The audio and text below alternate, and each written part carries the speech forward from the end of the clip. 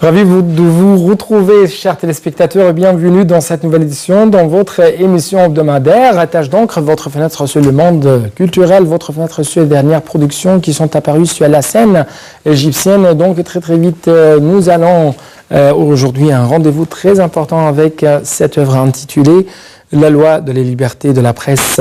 Bien sûr en France, et cette œuvre est traduite par l'avocat Hussam Ahmed Hilal Mansour, qui est notre invité aujourd'hui au cours de cette édition. Donc vous êtes le bienvenu sur NATV International. Je suis heureux d'être invité aujourd'hui avec vous dans la troisième fois dans les petits écrans égyptiens.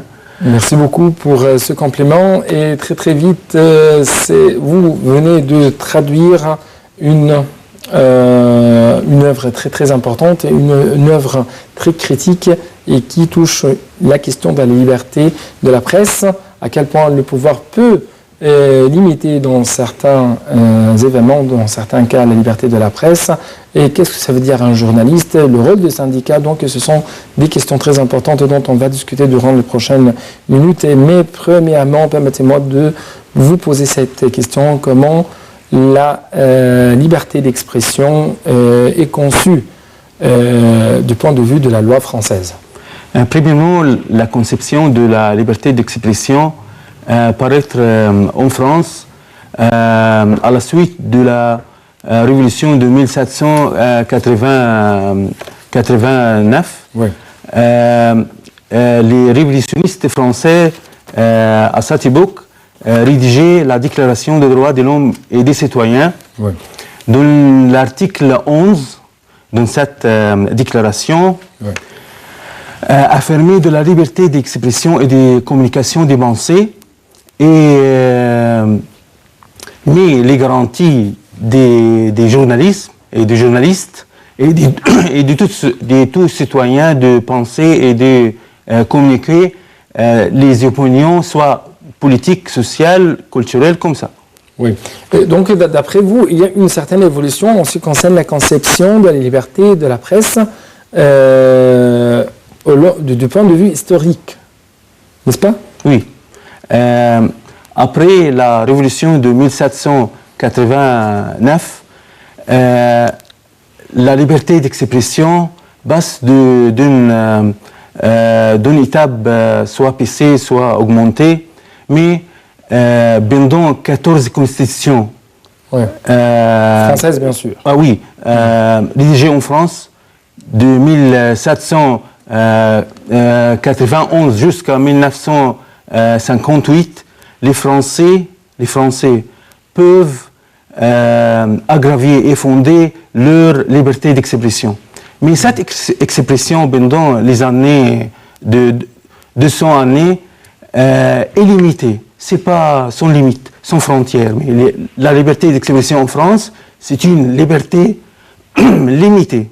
C'est une liberté qui est liée toujours avec une certaine responsabilité et des principes. Oui, c'est une liberté responsable. Ouais. Les journalistes en France ont le responsable de dire la vérité et de subir la responsabilité en autre cas. D'assumer la responsabilité de ce qu'il a été publié, de ce qu'il a soit été... en journal, soit en média. Oui. Donc, et ça nous mène à une autre question très importante, encore une fois, c'est qu'est-ce que ça veut dire le journaliste, ou comment la loi française a fait une certaine définition en ce qui concerne les journalistes. La loi de la liberté d'expression, c'est la loi du 29 juillet 1881. Tu sais bien, de 1881, la loi de la liberté française est appliquée jusqu'à aujourd'hui. Il y a des modifications, oui, certains. Mais les principes sont les mêmes. Oui. La base, c'est 1881. Oui. 29 juillet 1881. La liberté d'expression, journaliste, qu'est-ce que ça veut dire un journaliste aux yeux de la loi française, aux yeux de la Constitution française? Il y a deux catégories de journalistes. Il y a le journaliste enregistré dans les syndicats de journalisme, aussi les journalistes indépendants ou libérés. Mais la doctrine française ne distingue pas entre les deux. Toute personne travaille dans une association ou établissement de journalisme titulé un journaliste. Il n'y a pas de différence entre les deux. Parce que la base est la liberté d'expression. J'ai la liberté d'expression, d'écrire, de publier, d'imprimer. Donc d'après vous, il n'y a pas de conditions précises pour qu'on appelle cela, pour qu'on qualifie cela de journaliste. Il y a deux conditions. Il travaille premièrement dans un établissement soit écrit ou satellisé ou par électronique, comme ça. Premièrement. Deuxièmement, il doit être gagner ses vies, le rente de cette matière. C'est les deux conditions suffisent dans la même personne. Et là, le titre de journaliste. Et là, le titre de journaliste. Donc, avant de discuter du rôle des syndicats de journalistes, nous devons tout de suite jeter la lumière sur les garanties présentées par la loi française aux journalistes. Avec plus de précision, il y a une certaine immunité. Qu'est-ce que ça veut dire, cette immunité? Les garanties posées par la loi de la liberté d'expression, c'est une garantie professionnelle. C'est une garantie de chaque journaliste travaille pour publier la vérité, la vérité, mais c'est une garantie professionnelle. Des assurances. Oui, c'est une garantie professionnelle. Chaque journaliste commis un délit, une infraction, un fait contre la loi, c'est traité comme tous les autres citoyens français. Ouais. Il n'y a pas de différence. Mais les garanties, c'est une garantie professionnelle. Une assurance professionnelle. Oui, assurance, c'est-à-dire les protéger de la part de la loi, de la part de la Constitution, contre par exemple... Contre le pouvoir de l'administration française. Mais c'est une garantie, comme je dis, professionnelle. Je travaille comme un journaliste, j'ai le droit d'écrire, de publier, de dire n'importe quoi. Mais soyez-vous, vous êtes responsable. Ouais. Tu as le droit de dire qu'est-ce que tu veux, mais sur la loi. Mais sur dans le cadre juridique. Oui, c'est-à-dire vous devez dire la réalité. Oui. Avec des preuves. Oui, avec des preuves. Oui. Donc c'est toujours ça, c'est l'unité garantie bien sûr de la part de la loi française, de la part de la Constitution française aux journalistes, c'est-à-dire les journalistes sont protégés de jugements parce qu'ils ont critiqué certains ou parce qu'ils ont dit leur opinion à propos d'une certaine question. Oui. Je veux ajouter autre chose. La Constitution française du 5e État de 1958 il n'y a pas de texte spécial pour la garantie des journalistes. Il n'y a pas de texte spécial pour la liberté d'expression. Il est toujours... c'est l'environnement? Oui. La Déclaration des droits de l'homme et des citoyens de 1789 a une valeur constitutionnelle ou valeur supra-constitutionnelle, comme ça. C'est tout. Oui. Donc, surconstitutionnelle, c'est-à-dire la Déclaration des droits de l'homme a une valeur constitutionnelle. Surconstitutionnelle. Oui, surconstitutionnelle. Oui. Cette œuvre intitulée La loi de la liberté de presse en France traite ou jette la lumière sur une question très importante, c'est le rôle des syndicats, des journalistes. Et d'après cette œuvre, les syndicats de journalistes protègent les journalistes. Comment? Un syndicat, c'est un groupe humanitaire fondé pour protéger les droits des professionnels. Oui. Le syndicat de journalistes, c'est un syndicat, c'est une personne morale fondée pour protéger les droits des journalistes professionnels et indépendants. Mais cette association n'est pas atteinte à la loi, n'est pas commettre des infractions pour protéger quelques journalistes. Quelques membres. Oui, quelques membres de leurs journalistes. Donc, toujours les syndicats cherchaient de leurs droits, de leur protection seulement. Mais dépasser la loi, c'est interdit. Ouais. Mais quel est exactement le rôle des syndicats de journalistes dans la vie des journalistes? Elle peut donner les aides sociales, les aides médicales,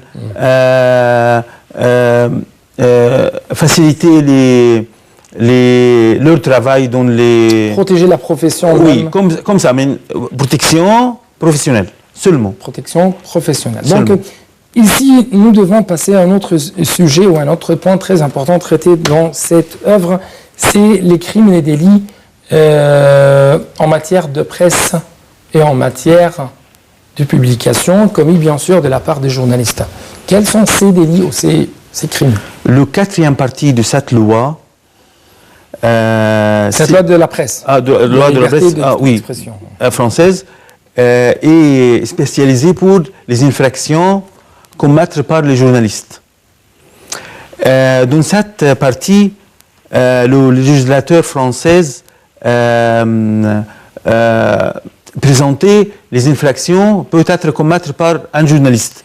Par exemple, les infractions d'injures, des diffamations, des provocations de honte, du racisme, comme ça. Cette partie traitait les infractions comme ça. Oui. Mais elle ne fait pas une protection du journaliste. Seulement, la punition la punition se fait dans les matières de amende. Ouais. Il n'y a pas de prisonnier. De prison.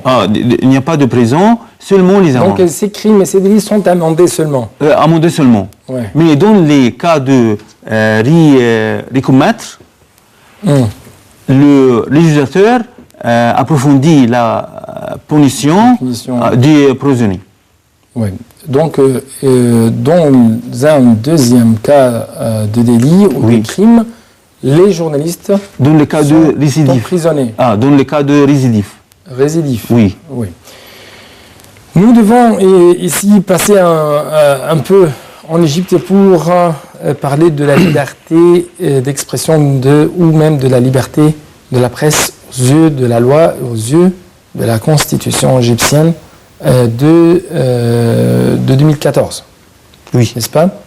Comment la constitution égyptienne a traité cette question? À mon avis... 2014 ou 2013? 2014. 2014. Oui. À mon avis, les journalistes en Égypte et l'espace de liberté d'expression de notre État à ce moment, à mon avis, je vois l'Égypte vit un état de siège. Nous sommes en Égypte, vit dans un état de siège. L'état de siège, c'est un terme ou expression française exprimer l'état de d'assiéger l'État par un des problèmes politiques et sociaux fabriqués par les États en entier, soit les personnes dont vivre sur notre terre. Donc, à mon avis, on doit limiter la liberté d'expression, n'est pas supprimer, mais limiter dans les limites de la loi. N'est pas dépasser la loi pour dire nous sommes les journalistes, nous vivons dans un État sans frontières, les libertés en Égypte, c'est une liberté illimitée. Ce n'est pas la situation en Égypte. Je crois qu'on doit limiter toutes les libertés pour vivre pour vivre chez nous. C'est tout. Ouais.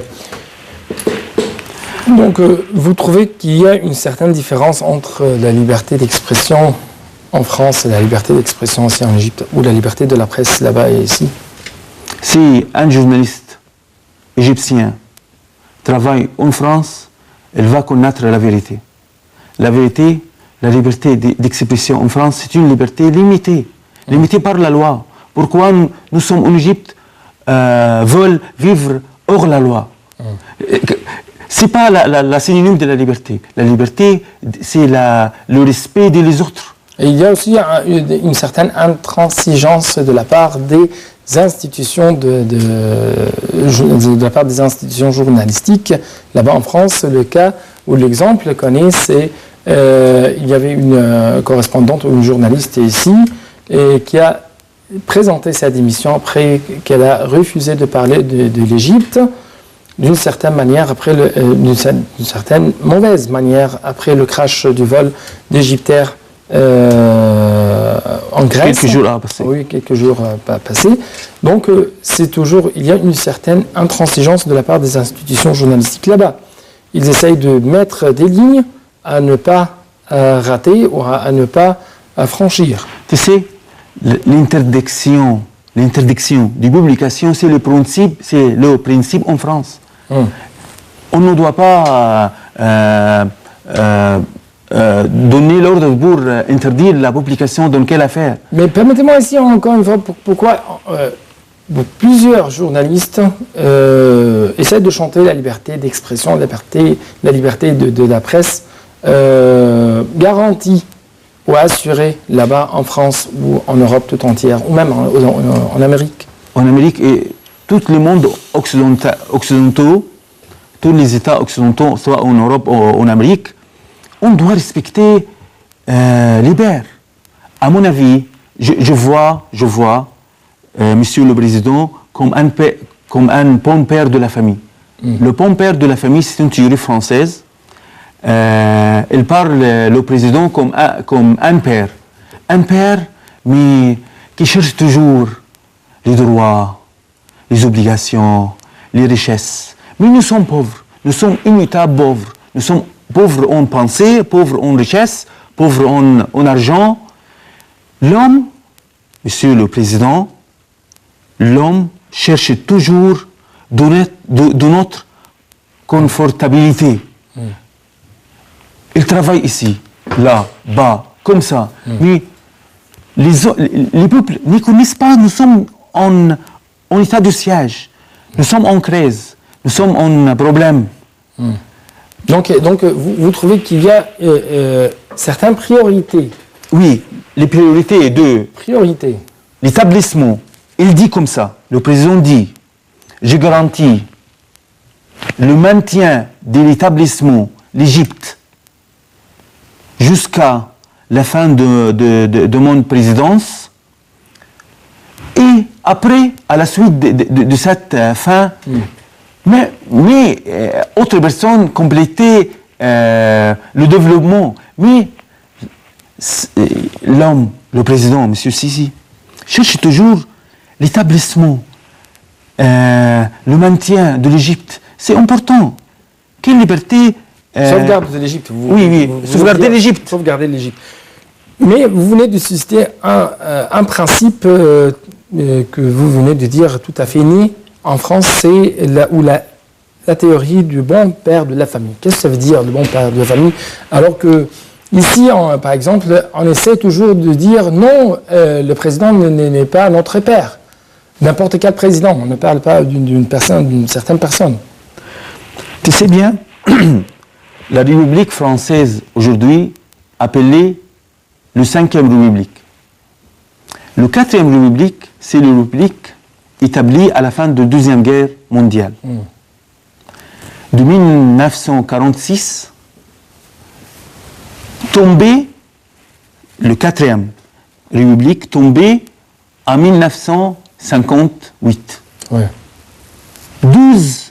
2 ans après la tombée, M. de Gaulle a la pensée d'établir un État vif, un État mondial. Il établit le 5e République. Oui. Jusqu'à maintenant, même elle est un homme militaire. Ouais. Le général Charles de Gaulle, on ne peut pas dire le président Charles de Gaulle. Jusqu'à maintenant, nous disons le général Charles de Gaulle. Ouais. Son titre, vivre jusqu'à maintenant, le général. Ouais. Pas le président. Après la décès du général Charles de Gaulle, Décès, ouais. il y a 5 présidents. Valéry Giscard d'Estaing, Monsieur Georges Pompidou, François Mitterrand, Jacques Chirac, Sarkozy et M. Hollande. Mais le titre de Charles de Gaulle, toujours charmant. Pourquoi? Pourquoi? Parce qu'il établit comme un père, comme un bon père de la famille, un État. Et je suis votre père. Je connais bien qu'est-ce que tu veux et qu'est-ce que tu as besoin, mais parle doucement. Oui, donc c'était un homme de longue stratégie, c'est un homme d'esprit stratégique. Oui. Même, il est un homme de militaire. Ouais. Et il n'est pas un homme civil. Oui. Mais il a eu la vue d'établir un État survivre. Qui peut survivre. Qui peut survivre jusqu'à aujourd'hui, la France. Ouais. Nous avons un autre point très important, c'est le pouvoir ou l'administration de l'État. Quand ce pouvoir doit intervenir pour limiter l'espace de la liberté d'expression. Et est-ce que dans certains États, est-ce que c'est un cas général? Et bien sûr en France. Et comment vous trouvez ce même cas en Égypte? Par exemple, l'accident de l'avion égyptien. Les médias français ne traitent pas cet accident comme notre média. Toujours notre média traitait aucune affaire comme les programmes de cuisine. Tout le monde en Égypte connaît toutes les choses. Ouais. Ils parlent dans le sport, comme en politique, comme en social. Ils parlent toujours dans toutes les affaires. Mais Ils sont des experts. Oui, nous sommes les experts. Mais les médias français, toujours patientes. Attendez. Chaque mois, nous publions un rapport sur le développement de l'enquête, sur l'accident. La télévision égyptienne, dans cette affaire spécialement, est patiente. Il ne dit pas que Il n'essaie pas d'affirmer une certaine hypothèse. Oui, oui. Mais essaye de... Il est toujours fier. Essaye d'attendre les résultats. Les résultats officiels. Les résultats, oui, des spécialistes dans les investigations. Donc, tu trouvais bien les médias, les journalistes en France ne parlent beaucoup, mais ils travaillent beaucoup. À la fin de notre travail, je peux parler tout je veux dire. Mais, premièrement, je dois travailler. Mais parler. Travailler et parler sur certaines preuves, sur certaines réalités. Mais on doit premièrement travailler. Oui. Et parler à la suite. Ni parle, ni parle, ni parle. Nous sommes parlants, nous sommes bavardons. Nous bavardons beaucoup de travail. Oui. Et encore une fois, est-ce que le pouvoir peut intervenir pour réduire un peu l'espace de liberté d'expression dans certains cas? Je veux dire En de France. notre situation. En France, premièrement, je veux dire en Égypte. Oui. En Égypte, on doit On doit limiter. Oui, en France. En France, elle est limitée. Aussi, elle est limitée. Tous les citoyens vivent en France, connaissent bien ses droits et ses obligations. Ouais. Il sait bien, cet État doit être survivre, on travaille, pas on parle. La liberté d'expression en France, c'est une liberté limitée par la loi. Mais comment, par exemple, Charlie, cet hebdo satirique qui essaie toujours d'attaquer certains symboles religieux, toujours justifie de tels actes de la liberté d'expression. Oui, la victime dans cette affaire était une journaliste, était un journaliste. L'établissement est un établissement journaliste. Donc, le sujet, c'est un sujet concerne la journalisme. Oui. C'est tout. C'est tout. Malheureusement, on n'a plus de temps, mais merci beaucoup pour vos analyses. Merci beaucoup pour vos commentaires sur cette œuvre intitulée La loi de la liberté d'expression, de la liberté de la presse en France. Donc, Monsieur Hussam Ahmad Hilal Mansour, vous êtes le traducteur de cette œuvre et vous êtes toujours le commentateur de cette œuvre. Je dois vous remercier encore une fois. Merci beaucoup. Merci, chers téléspectateurs. Bonne suite de nos programmes sur Nadim International. Au revoir.